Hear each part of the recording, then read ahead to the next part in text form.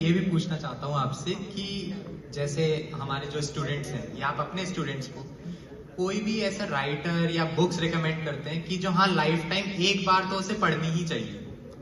देखिए, आप एक टीचर से कहेंगे एक किताब बता दो, बड़ी मुश्किल बात है, ठीक है ना।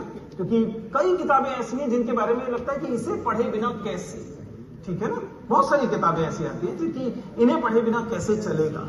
लेकिन फिर भी अगर आप मान लीजिए, डिपेंड करता है कि आप किस फील्ड से हैं। मेरे जैसे अगर लिटरेचर के व्यक्ति हैं तो मैं कहूंगा कि ऐसा कैसे हो सकता है कि आप गोदान नहीं पढ़ेंगे और अपने आप को हिंदुस्तानी कहेंगे, भारतीय कहेंगे। तो गोदान तो आपको पढ़ना ही चाहिए। लेकिन इसी तरीके से जाहिर है कि अंग्रेजी में भी चीजें होंगी। और लेकिन अगर एक ही किताब की जिद है कि वो तो पढ़नी ही पढ़नी है, तो मैं कहता हूं कि कॉन्स्टिट्यूशन ऑफ इंडिया पढ़नी चाहिए।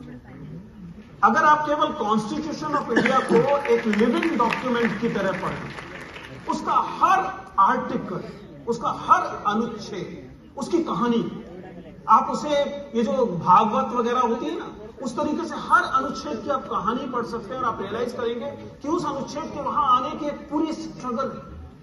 Article 19 of Indian constitution is the entire freedom struggle of India. Article 19 समझ में आने के लिए आपको लगेगा पूरा का पूरा आपको स्वतंत्रता संग्राम समझना पड़ेगा। तब समझ में आएगा कि आर्टिकल 19 जो आज आपको बैठे ठाले मिला हुआ है वो मुफ्त में नहीं मिला, उसके लिए बहुत त्याग किया गया है।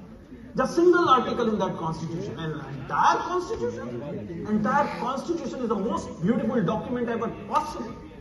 उससे ज्यादा खूबसूरत डॉक्यूमेंट बनाना मुश्किल है। वो मामला केवल अंबेडकर का नहीं है, वो मामला केवल ड्राफ्टिंग कमेटी या कॉन्स्टिट्यूशन असेंबली का नहीं है, वो तमाम पूरी इंडिया की पूरी संस्कृति का है। इसलिए इस दिखने में बहुत बोरिंग किताब लगती है, लेकिन एक बार उसे पढ़िए और उसमें डूबने की कोशिश कीजिए। वो खूबसूरत किताब है, शानदार। सर, पहले तो बड़ी